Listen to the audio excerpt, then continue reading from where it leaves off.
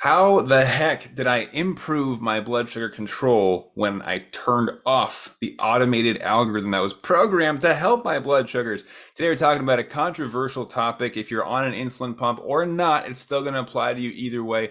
But those who are on the current insulin pump algorithms are going to find an extra secret bonus sauce in this episode. So what I want to talk to you today about is actually an encounter that I had with these algorithms and discussions that I've opened up in our private communities. Now, at the time of this episode going live, I will actually be boarding a flight to go over to a conference. So because of that, I wanted to make sure you guys got some really good details on this interesting discussion that we had. So I'm going to go ahead and share a private training that I did in our group, and I want you to enjoy it, take some notes, but also remember that we're thinking differently. It's the entire purpose of this podcast, of our YouTube channel, of what I do. We are renegades. We think differently, and as a result, we do have to question the things that we do automatically. So in today's episode, we're talking about algorithms, whether it be Control IQ, Auto Mode, the Omnipod 5, all the different pieces to loop, and ultimately what's benefiting us and what is hurting us with our time and range and what you can do about it. So without any further ado, let's get into our theme song, and then I'm going to cue up our training.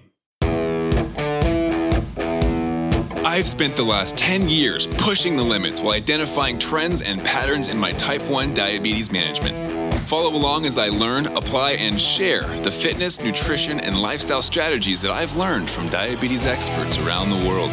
The real question is, how can we live fearlessly with diabetes while maintaining stable blood sugars? This podcast is here to give you the answer. My name is Matt Vandevecht, head coach and co-founder of FTF Warrior, and welcome to Pardon My Pancreas. And away we go. I am so excited to chat about this topic, you guys, because it is controversial, and I don't mind bumping heads. So we're going to jump into a topic today about why I turned off my Control IQ, looking at algorithms with the insulin pumps, things making calculations for us, in a lot of cases making dosing decisions for us. Doesn't matter if you're on Tandem, Omnipod, Medtronic, some of the new hybrids. They are all moving towards algorithmic-based control with our blood sugars. If you don't know what that looks like, you can do a quick Google search. I won't spend too much time on that today.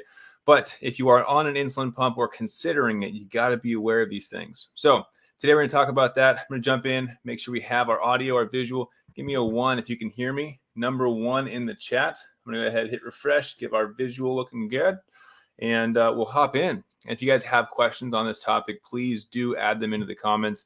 So that'll be helpful. Looks like we do have the visual as well. Fantastic. So in today's topic, we're getting a little bit of delay.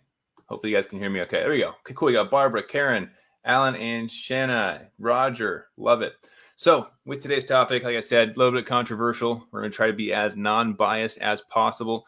For those of you who do not know, I wear the Tandem pump. It is the newest pump, allows for upgrades and all that great stuff. There is a new feature that allows you to bolus from your phone. Oh, hey, look. That's you guys. Facebook Live. Can you see that? There we go. My alarm's going off. The new feature allows you to bolus from your phone. I am in the process of downloading that. I have been delayed through work funness, keeping me busy, but I'll be making a video on that in the near future. For anybody who does have it, I'm curious if you are here, drop a comment with the words, let's say words, bolus from phone. I want to see who's got that already downloaded. Feel free to throw your thoughts in the comments. But I'll be doing a video on that, the how-to video, my review, my thoughts on it as well. But today we're talking about the algorithm itself, looking at all the different technologies that are assisting us, right? And I want to add in, before we get too deep into the weeds, that this is my user experience and it's also my client's experience. Each person's experiences may vary. If you're considering a pump, I don't want you to think this is something that's going to, be scary, and it's too scary for you to get a pump. Insulin pumps are still great. There's a lot of pros and cons for pumps versus MDI versus inhaled insulin.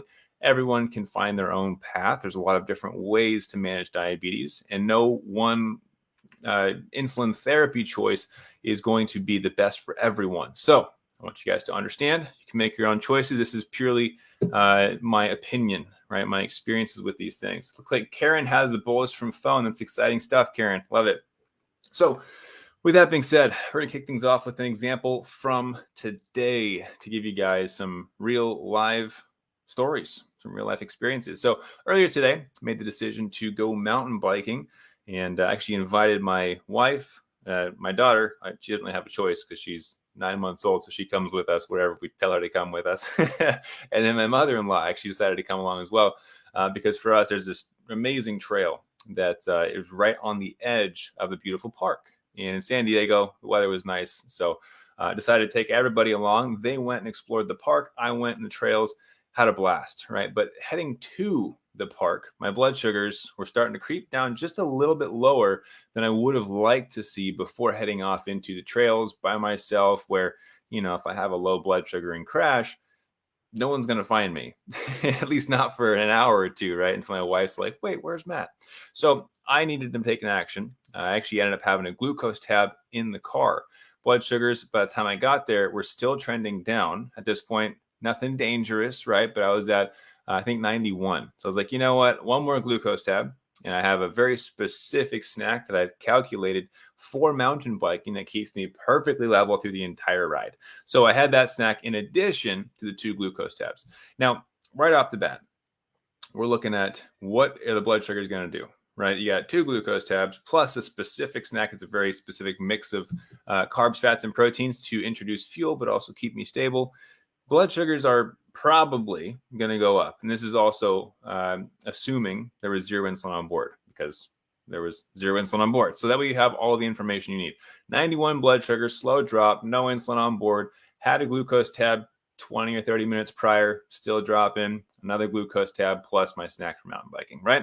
All right, now we're all caught up.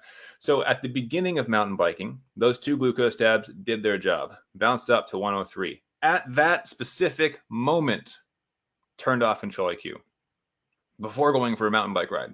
And some of you are like, Matt, what are you thinking? Why would you turn off Control IQ if you're going for a mountain bike ride? Wouldn't you want an algorithm to help you out while you're mountain biking? That way you don't have to worry about the what ifs of blood sugars, right? And there is a certain strategy to this method of madness, right? There are reasons why you want to turn it off versus I might have kept it on. But what I want you to understand is these algorithms are not operating with all of the information that we have. In fact, my insulin pump, even if I put it in activity mode, which is one of the modes that Tandem offers, it's not going to know that I'm actually doing an activity. And even if it did know that I was going to do the activity, it's not going to know the duration of the activity. It's not going to know the intensity of the activity. It definitely doesn't know that I just had 2 glucose tabs and part of a fuel bar, right? It has no idea. And that's one of the biggest tricks that I want to kind of share with you guys today, is that the algorithms that we use, they operate inside of a black box. They can't see through it. There's no information outside of the blood sugars and the existing information of insulin on board and calculations being made, right? It pulls that information and makes new decisions based on the trajectory of the blood sugars. Slow me down if I'm going too fast, all right? I'm about to geek out on you guys. I know a lot of times you say, oh yeah, geek out, and you guys eat it up, and I love it because it's fun to talk about. But if we start getting into the algorithms and the equations of the pumps, I don't want anybody to get left behind. I just want to say that, okay? I want you to go over your heads. So with the insulin pumps, they're taking current blood sugars, the current blood sugar trends. So, right. So if I was, let's say, double arrows down, but only at 100, my insulin pump is still going to turn off insulin for basal because it predicts that I'm going to be below 50, in the next 20 or 30 minutes, right? So it predicts where you're going to go, and it makes decisions ahead of time up to 30 minutes before the predicted event, right?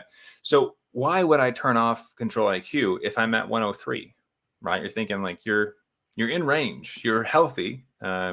Why would you make any action to remove that safety net, right? And one of the reasons that in this specific moment I chose to do that is that in the absence of insulin on board, and also realizing that the algorithm itself beforehand, since I was below 100, had been reducing my basal, I knew that the likelihood of my blood sugars jumping up was pretty high, right? So I anticipated what was going to appear as skyrocketing blood sugars. Now, here's where you got to know your specific body, right? And this is what we We help people understand in our programs. We help them to fine tuning it to that precision level of blood sugar management, knowing your body is going to react differently as somebody else's body, right? So I knew from my experiences, both with my body, but also previously with mountain biking and eating food, combine the three, and I've got a situation where I know I'm going to spike, but I also know it's not going to go super, super high, right? However, if the algorithm in that black box where it doesn't know what else is going on, it doesn't know that I had a snack, doesn't know that I'm about to go mountain biking, right? If inside that black box, it doesn't know what's happening, all it knows is that there's zero insulin on board and a spiking blood sugar, what's it going to do? I want you guys to drop in the chat right now. What do you think an insulin pump is going to do? If all of the information it has is that there's no insulin and blood sugars are looking like they're going to skyrocket, what's going to happen? Give me your thoughts in the comments. I'll give you a second. I'm going to pull up an example while you guys are typing out. So give me some thoughts. Give me some thoughts. While you're waiting, smash that like button to make sure that Finn knows to get this video out there, because we're going to start diving into some pretty fun stuff in a minute. Let's see. We got one person so far. Hit the like button. Let's go. Smash it. Smash it. Just hit the like. Hit the like. Let's get it going. I'm going to pull up this example so we can get some actual stuff going on. Here we go. Got some comments coming in. There's a little bit of a delay. Cool. There we go. There we go. You guys are smashing it. I see it now. 2, 3, 4. Great job. Great job hitting the like button. So, wow, you guys are actually smashing it. I love it. So Roger says, we'll add insulin. Karen says, give more insulin. Fantastic. You guys are spot on. This is exactly what the pump is going to do, which, to be fair, is what you would want it to do, right? If your blood sugars are skyrocketing, you would want more insulin to be given in most situations. We got Sherry here. Bring it too low for your activity. Boom. Margie says, give insulin. You guys are fantastic. I love the participation here. So, yes, you are correct. If a blood sugar is rising and it's predicted to be higher than the target blood sugar and there is zero insulin on board, then what's going to happen is the pump is going to introduce insulin. That's what the algorithm was programmed to do. It's doing its job. It's supposed to do that.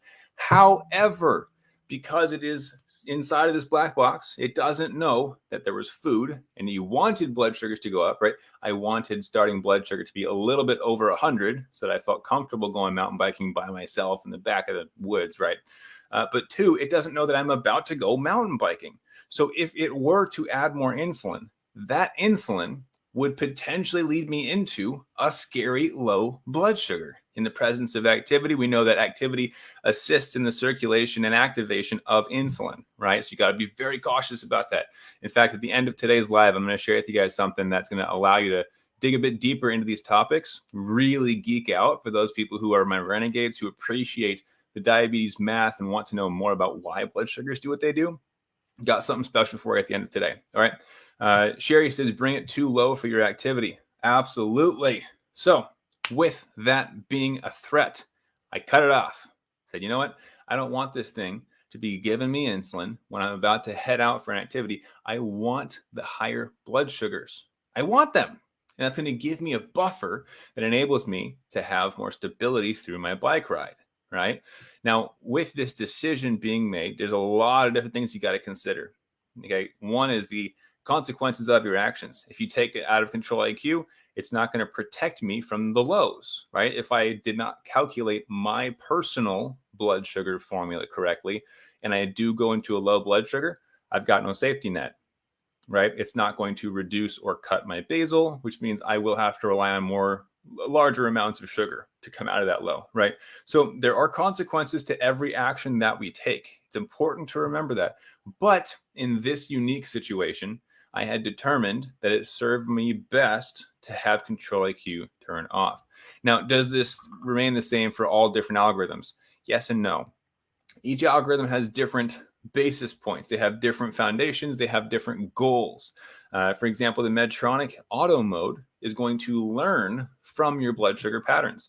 Now, in my opinion, this is the lazier way of doing it, because this is a person who's not going to take the time to figure out their basals, their bolus, their correction factors. I just say, hey, turn this robot loose and let me see better control. And as a result, initially you might see some rocky blood sugars because it doesn't know what your patterns look like. It takes a couple weeks to get there, right? And even after learning your patterns, most of us don't live in the same consistent schedule, the same routines every single day. Wake up, eat, go to school, come back for lunch, go to work, go eat dinner, go to sleep, right? We have different events in our days. Oh, hey, I got invited out to dinner with the coworkers because it's Friday night. I'm going to go have pizza. You're going to see some different blood sugars than you did the night before, right? So as a result, that algorithm also has flaws. The Omnipod 5, another new algorithm to hit the market, also has flaws. I've heard the first 30 days are rough. And of course, we've had a few discussions in our coaching groups about these specific things. Can't get too deep into it because reality is I would have to talk with you specifically if we were to fine tune or craft a plan around these algorithms for you. But I want you to understand that they're not perfect. They don't fix everything. You do still have to count your carbs. You do still have to bolus and pre-bolus appropriately when it's necessary. You have to take all these things into consideration because these algorithms operate what?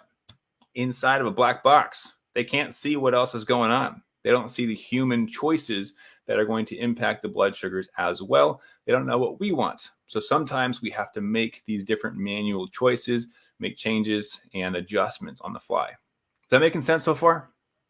Drop a yes if that's making sense. And I'm going to show you guys an example once we get some confirmation if it is making sense. Otherwise, if you've got questions, drop them now and we can absolutely hit that. Happy to dive deep. Got some coffee because, habits. It's really all it is. I don't even need coffee right now. This is just a habit that I built. All right, we got a yes from Roger. We got a yes from Karen. Fantastic. Example time. All right. I'm going to show you guys this. You ready for this? Here are my exact blood sugars from today. I took a screenshot for you guys because I knew I wanted to share this story. So what you're going to notice, some smooth blood sugars heading into it, a little bit of a dip right before I went mountain biking, and then a spike and then a fall. All right. I want you guys to take this in. I want you to really understand what's going on. So see how we've got nice smooth blood sugars, right? Then a little bit of a dip, then it goes up and then it comes back down and levels out at 110, beautifully perfect, right? What happened? We turned off Control IQ when that dip started to go down. I took over with my calculations, my diabetes math. For these guys who don't know, I obsess over diabetes math. All of diabetes is one giant equation. It's all it is, right? Your insulin to carb ratio, that's math. Turns out there's also an insulin to protein ratio, an insulin resistance to fat ratio.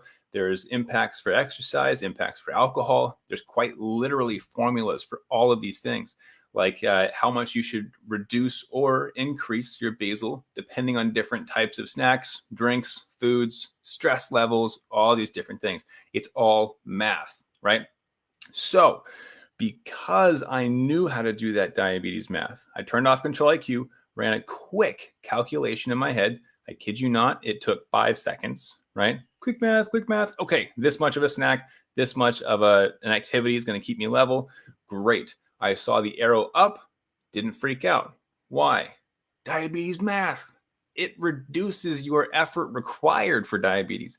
See, I did the math once, peace of mind, whole bike ride. I didn't freak out about the arrow up.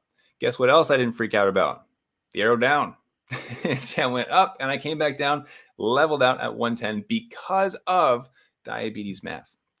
Now, you've heard me say diabetes math like 50 times in this episode in the last 20 minutes, right?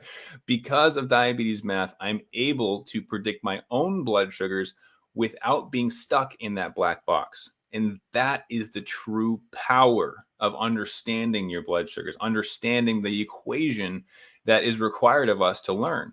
See, I've done a few episodes on this in the past where, yes, you can learn the basic math of diabetes. Count your carbs. How much insulin do I give for those carbs? Call it a day, right? You'll probably do good enough. You'll survive in most cases, right?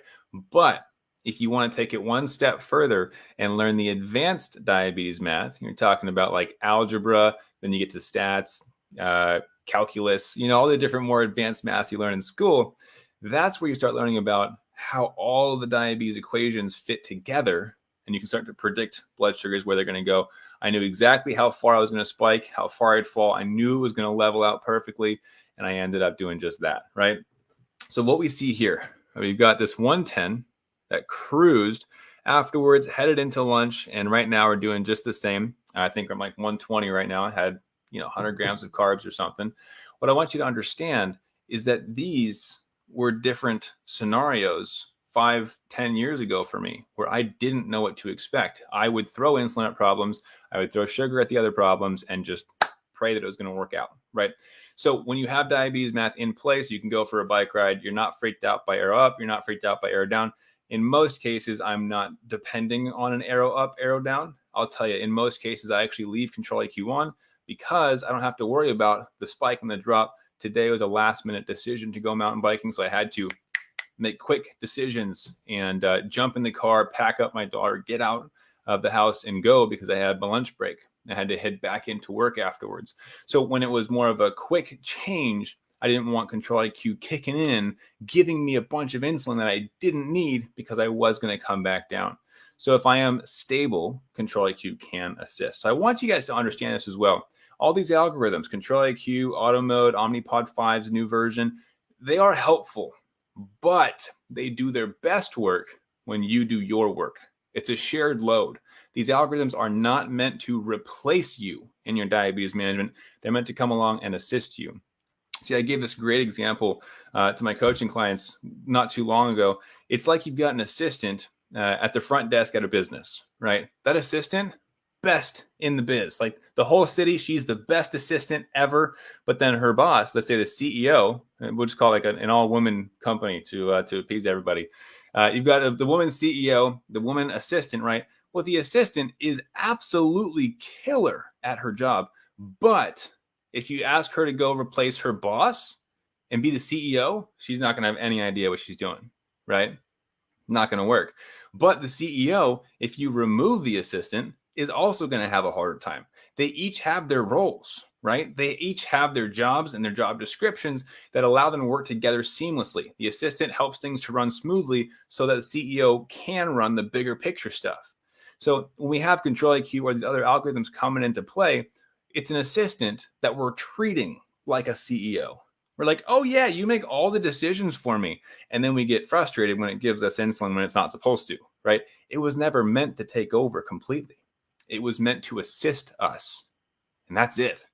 So when we're able to each stick to our own jobs and work together, that's where these algorithms really shine. They work fantastic if you know how to work together with them.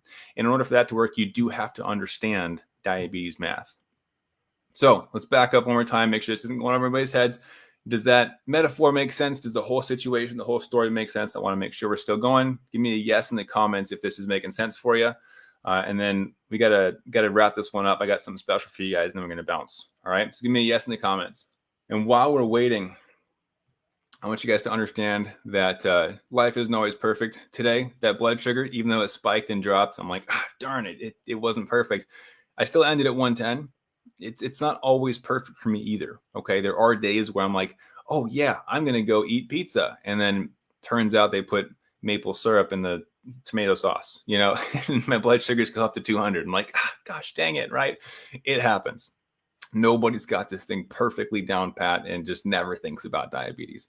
But there are things you can put in place to think about diabetes less and have it more controlled. All right. So Sherry says, yep. Roger says, yes. Karen says, yes. Love it. Cool.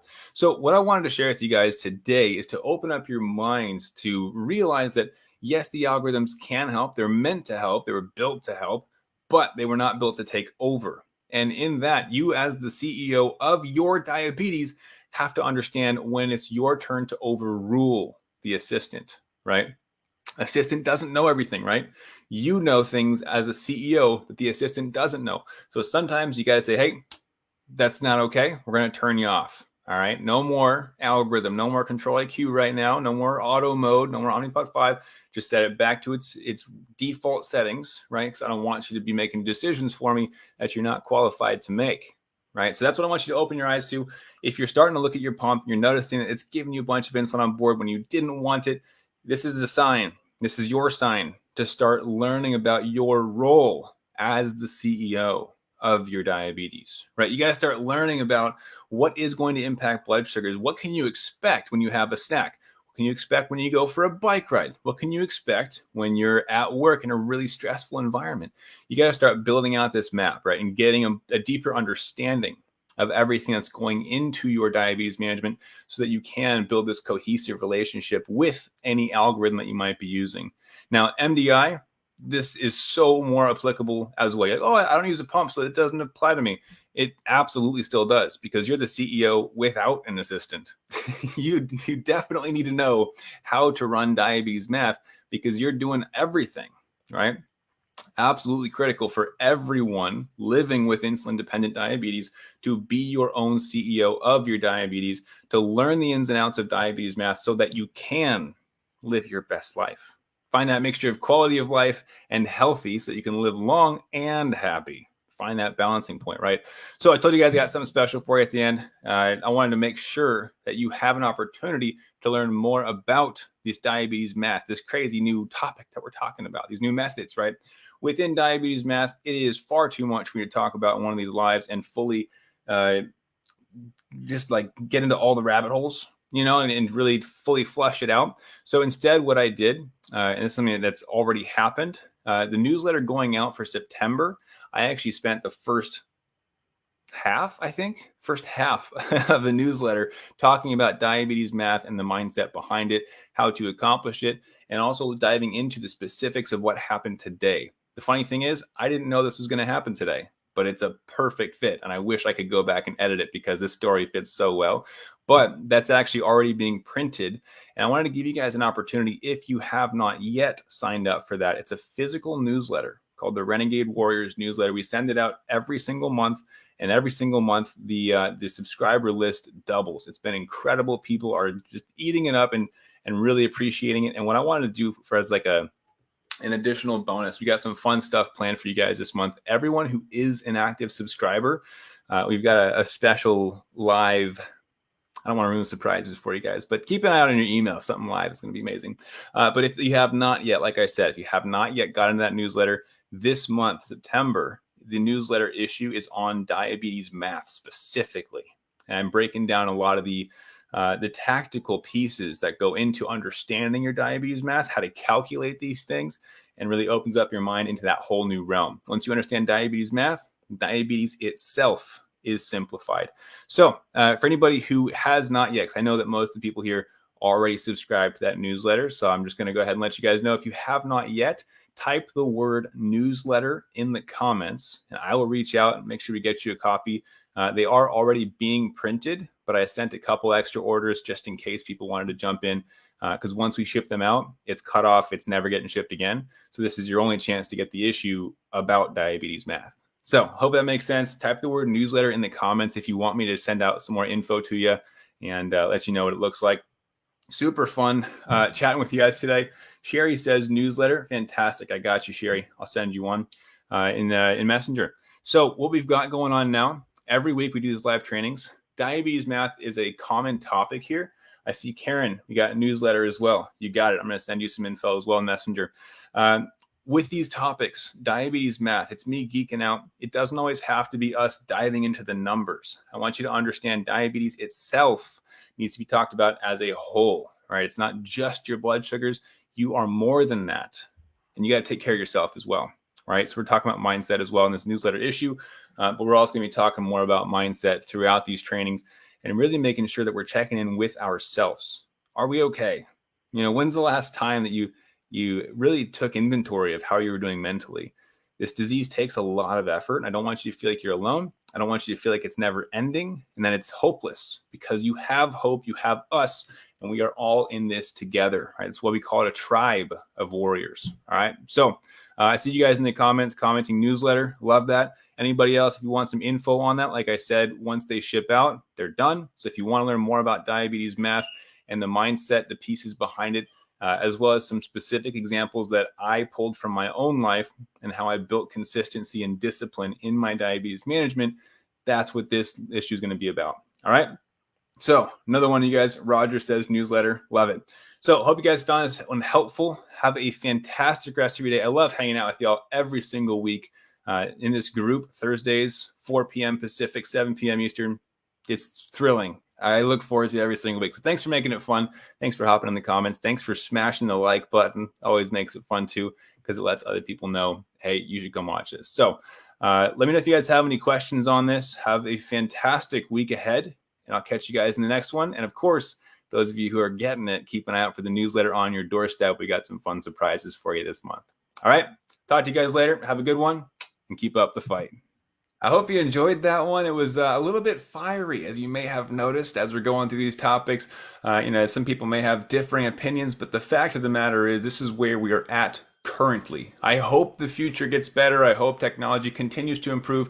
Quite frankly, it is incredible how far we've come in the last 5 to 10 years of diabetes management, and I'm very excited for the future. But for now, this is where we stand, and so we do have to take responsibility of our own diabetes if we expect to see excellent control of our blood sugars. Speaking of which, the formulas that we use, the methods that I teach in our coaching programs for type 1 diabetics and insulin-dependent diabetics does work, and it continues to work. The proof is in the pudding. I want to give you an example of what this looks like. My averages. So this is last week. We see 95% time in range for myself.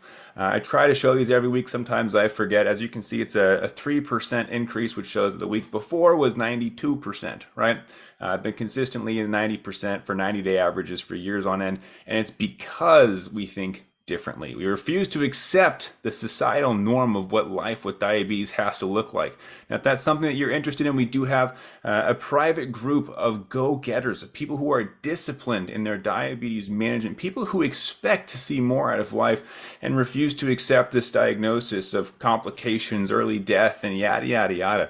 If that sounds like you and you want to be updated monthly on the current trends, the newest strategies, and ultimately to stay on top of your type 1 diabetes management while working on it less, then you're going to want to check out renegadenewsletter.com. As I mentioned in this training, we actually have some specific strategies and topics that we are covering in current and future issues. You're not going to want to miss that, especially because every time we ship an issue out, that is the last time it will be seen. So if you get in now, you get the current moving forward. If you wait till next month, well, you missed the current issue. So I don't want that for you. Go over to renegadenewsletter.com. Tell us where to ship this physical newsletter, and we'll get you on our list. All right, so go over there, renegadenewsletter.com. Tell us where to ship it, and we'll get it out the door. I look forward to seeing you on our list. Enjoy the rest of your day, and as always, keep up the fight.